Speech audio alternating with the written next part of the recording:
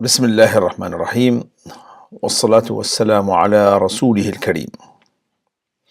My talk today is on the subject Mazhab, to follow or not to follow. We all know that amongst us, the Muslims, there are divisions. These divisions are either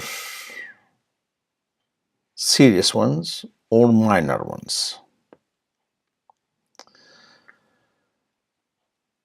We have the Sunnis, the Shias, for example, two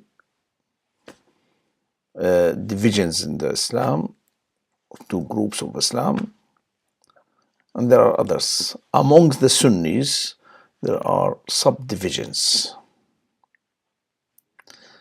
Like many people are familiar with the term Hanafi, Shafi'i, Hanbali, Maliki, not in that order. The Shia have got again their subdivisions. The divisions among the Sunnis are called Mazhab. Mazhab means school of thought. A fiqh, madrasa fiqhiyya.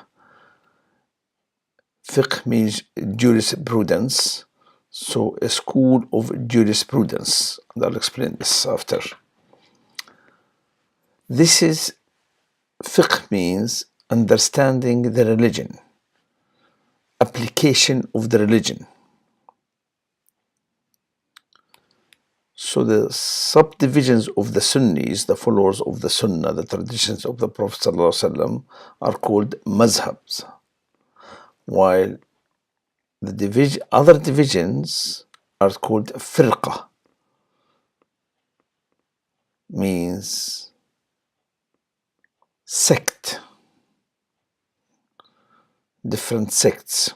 Here, like this, the differences between the different sects are not only in the applications, not only in the fiqh, but it is as well in the creed, understanding of the faith. And there are major differences.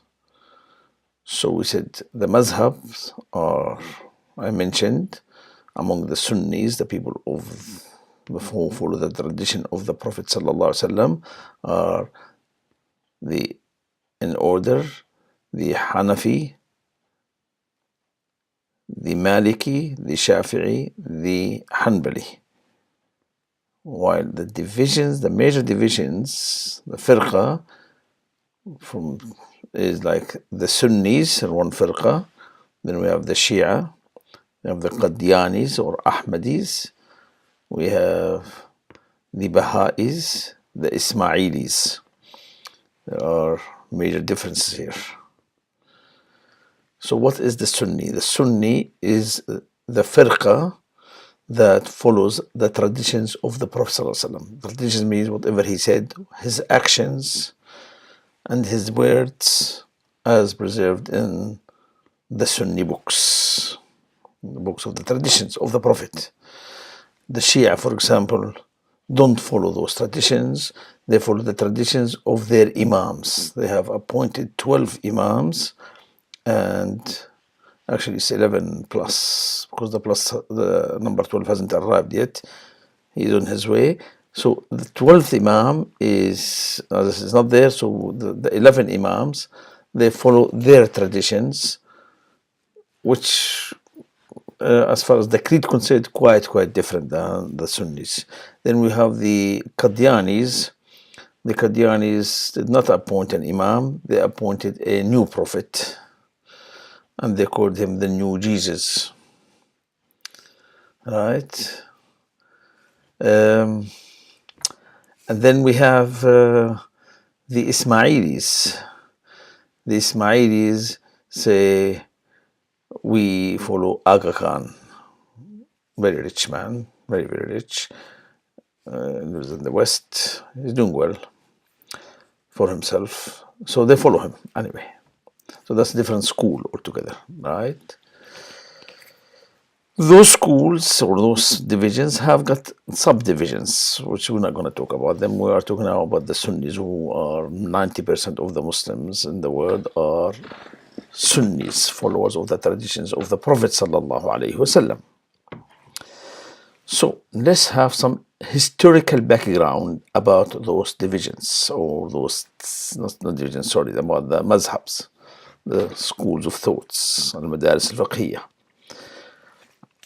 Originally, during the Prophet time, everybody was following the Prophet, and people around him called the Sahaba for males, and Sahabiyat for females, and together we call them the Sahaba of the Prophet, peace be upon him. They were going to the mosque, listening to the Prophet ﷺ, and transmitting what they heard to their wives, to their children. So the instructions were taken from the Prophet on how to apply what is Allah's orders in the Quran. Because Allah said, we've sent the Quran down to you so you may explain to people what has been revealed to them. So the Prophet's life story, events, talks, applications was an explanation of the Quran. After the Prophet died, 23 years after he was appointed, at the age of 63, then the Sahaba close to him were the teachers. They spread Islam into neighboring areas like East Africa, Yemen, Persia, Syria, North Africa. Sahaba traveled to all those countries and they were teaching people. So for the next 50, 60 years or 70 years, again, there was no divisions. People either heard from the Prophet direct or from his companions who saw him and learned from him.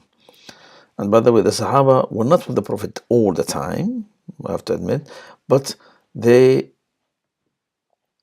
had a plan among themselves that whoever heard from the Prophet something would go and tell others who were not with him. So always they were circulating the news about new developments, new revelations, new instructions from the Prophet ﷺ. Okay, so they became the teachers for the next generation. 70 years after the Prophet's death, most of the Sahaba died, passed away, but they have left the knowledge there. So we have now the second generation called Tabi'een, the followers of the Sahaba. Amongst them, there were many great scholars, people of intelligence, of knowledge, dedication to the religion. Someone like Hassan al-Basri, for example, Sufyan al-Thawri, Mujahid, Sa'id ibn Musayyib, Zuhri. So that's the second generation. And there were hundreds of them throughout the Muslim land. The fourth, fifth generations, again, they had scholars, but then by the fourth generations, some differences start to surface. Why? Because of wrong or mistakes in transmission of knowledge, which is understandable. People were using their memory all the time. Very few people wrote things, but wrote their knowledge or recorded it. So there appear to be changes or differences. We have to admit those differences for the first 100 years were never major. All differences were on minor issues. We'll come to examples later on. So there were differences till an intelligent man came along, and there were many others like him in his time. This is called Abu Hanifa. Abu Hanifa is the father of Hanifa, who was his daughter, and his real name is An-Nu'man Thabit, Nu'man ibn Thabit. Nu'man ibn Thabit. He was born in the year 78 Hijri. That means 68 years after the Prophet's death, because the Prophet died on the beginning of the 11th year of Hijrah. So after 68 years, so that's the year 78, he was born in Iraq. Originally not from an Arab origin, but grew up in Iraq, learned the language, became a great Muslim scholar, and he attracted thousands and thousands of people because of his intelligence, his observation, his wittiness, his logic. The man was very outstanding. So those who listened to him, he didn't wanted to establish a mazhab. He never said that I'm establishing a mazhab. He was just teaching people how he understood Islam from the people he has heard from previous teachers, from his teachers.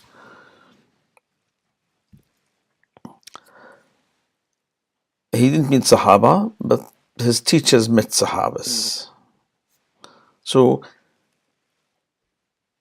his students started quoting him all the time. So they became known as the Hanafis, the followers of Abu Hanifa. Right? Not, as I said, he was most of the time in Iraq and the city of Baghdad in particular. Yes, at the latter time, he first in Basra, then first in Kufa, then in Baghdad, and in Iraq he was.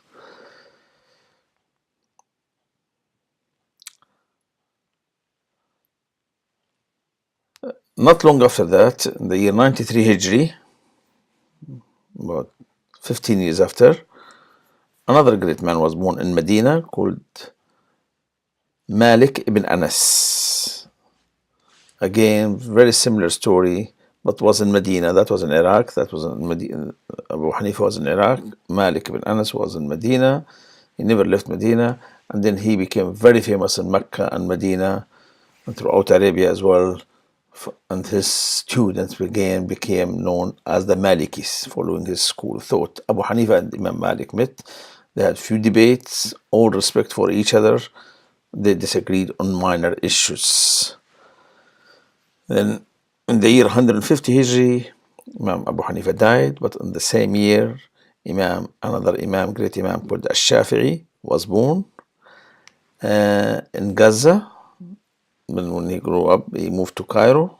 No, there was no Cairo, Egypt. Cairo came 200-300 years after. He came to Egypt and he spent the rest of his life in Egypt, but he was well traveled. He went to Mecca, Medina, and Iraq. And again, his followers became known as Al-Shafi'i. His name Muhammad ibn Idris Al-Shafi'i. He died in the year 204 Hijri. He only lived 54 years old. 54 years. Imam Abu Hanifa died 150. Imam Malik was, I said, born 93 Hijri and died in the year 179 Hijri.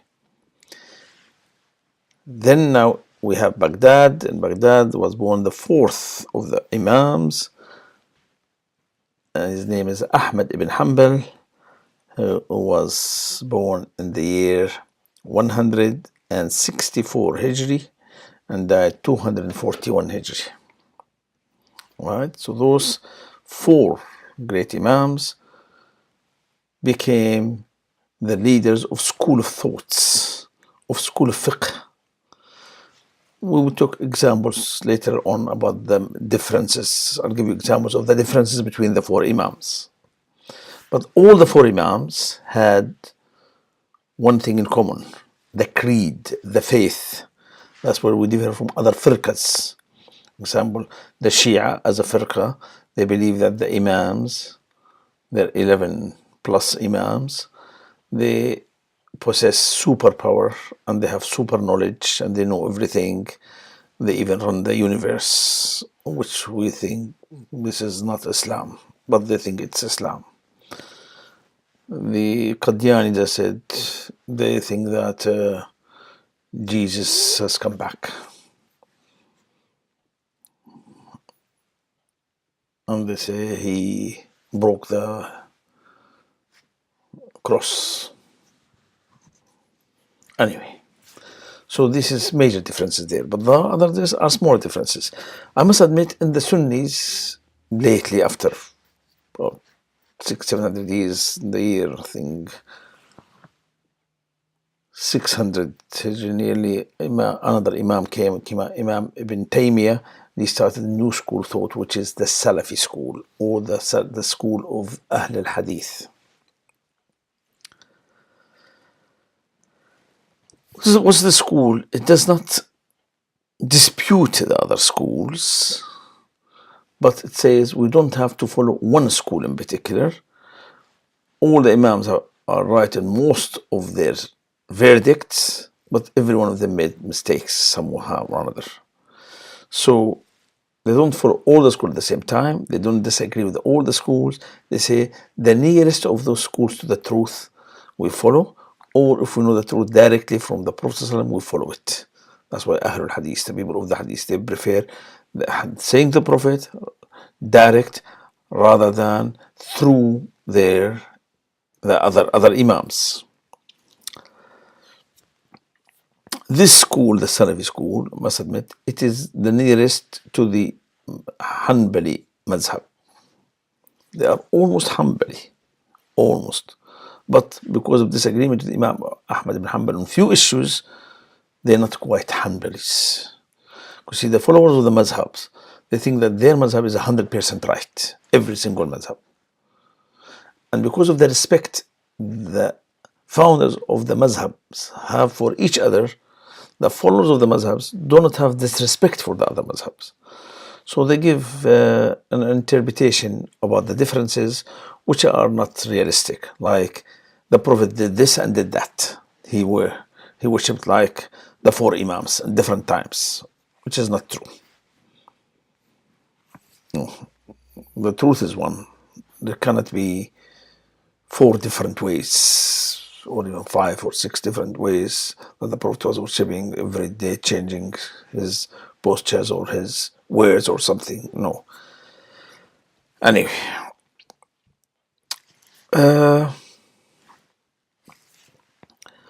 what are the differences between those mazhabs? Let's talk about the serious differences. Or not, there's no serious differences, but real differences. Real differences. That's what I meant.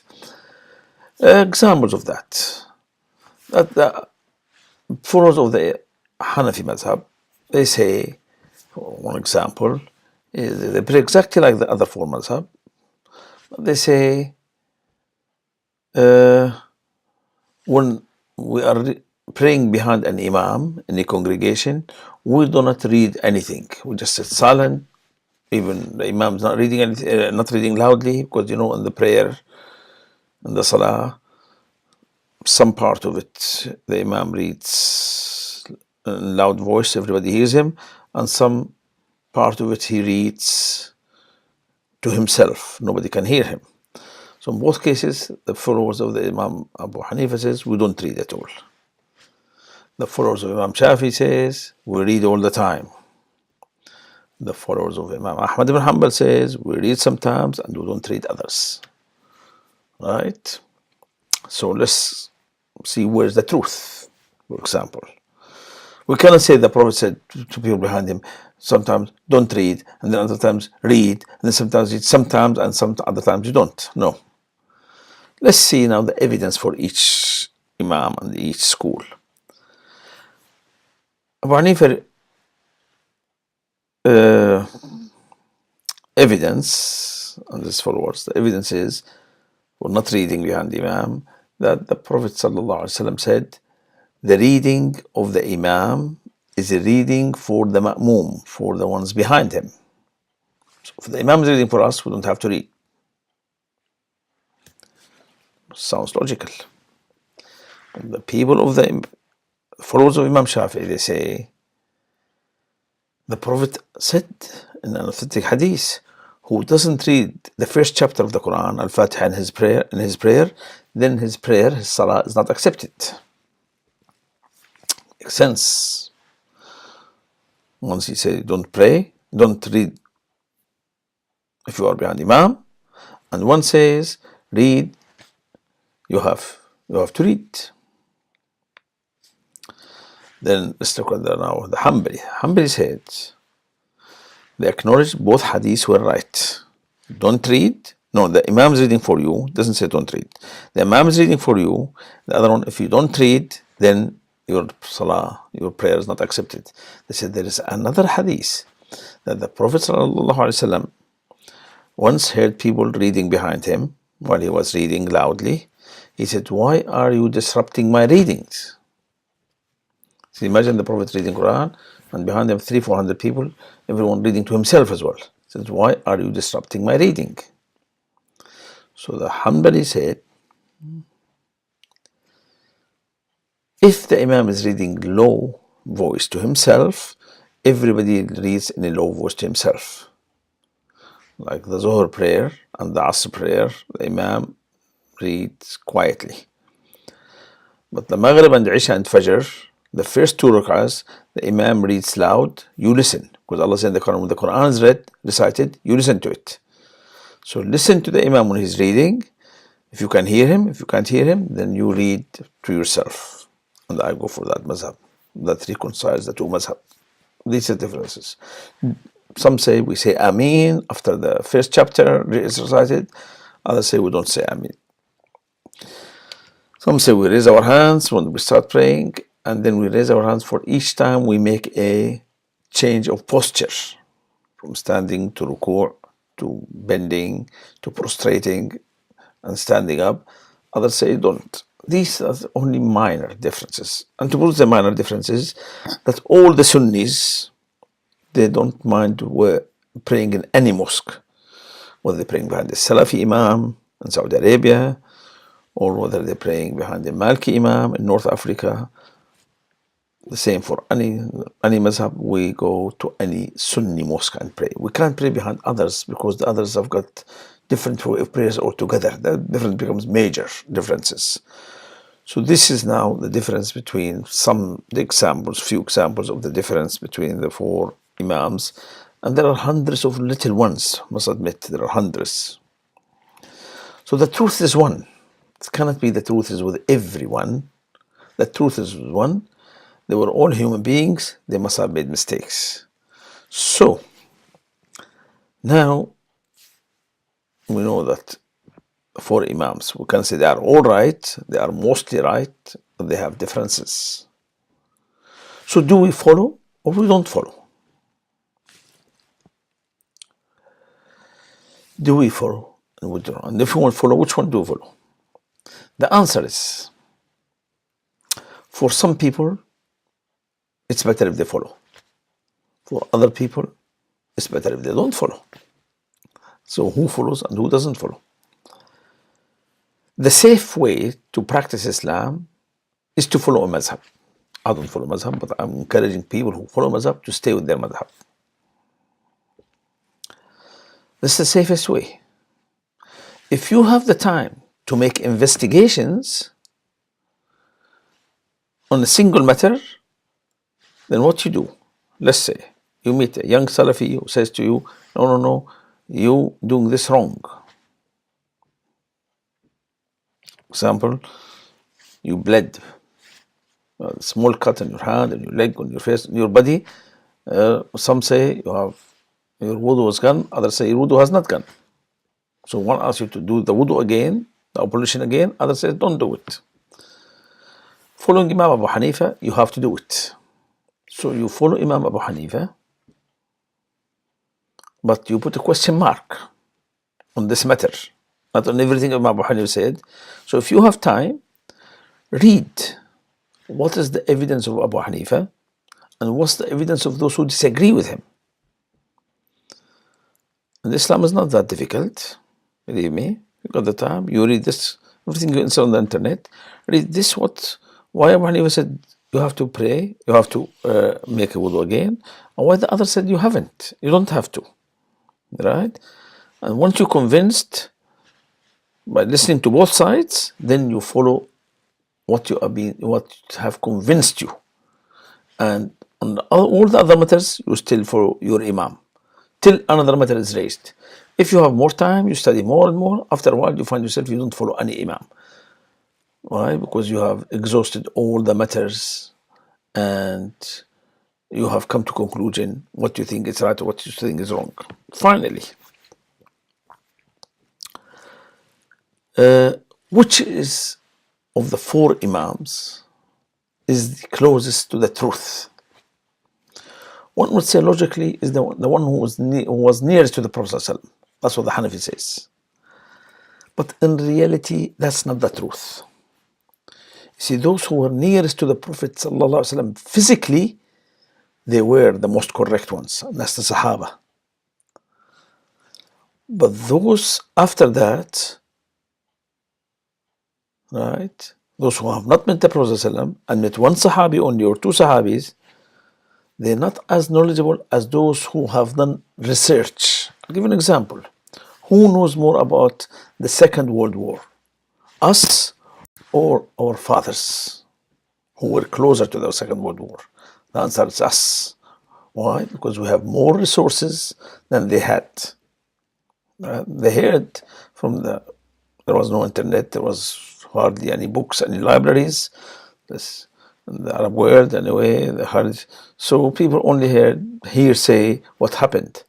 But the generation after went to schools, universities, documentaries, then the internet came, there are books in abundance. See, so that's what happened. The first generation were the most knowledgeable. After that is those who had more knowledge. What happened that about 100 years to 300 years after the Prophet's death, there was a revolution of writing. The hadith, the history of Islam. So for 200 years, from the year 100 after the Prophet's death to the year 300, hundreds of scholars were busy writing, and there were Islamic library almost in every major city in the Muslim world, from Andalus, from Spain to Iraq to Damascus to North Africa. So the resources were more available. Scholars had more books. The hadith was compiled and written, although there was no problem with the Quran because it was written from the first generation. But the hadith was not written till generation or two after, or three generations after. So those who came later after that, they had more access to knowledge and they were closer to the truth. That's why Imam Ahmad ibn Hanbal was the closest to the Sunnah than the previous Imams, although he was the last of them, because even he himself wrote a book on the hadith, 35,000 hadith, and let's call it Al-Muwatta. He was the teacher of Imam Bukhari and Imam Muslim.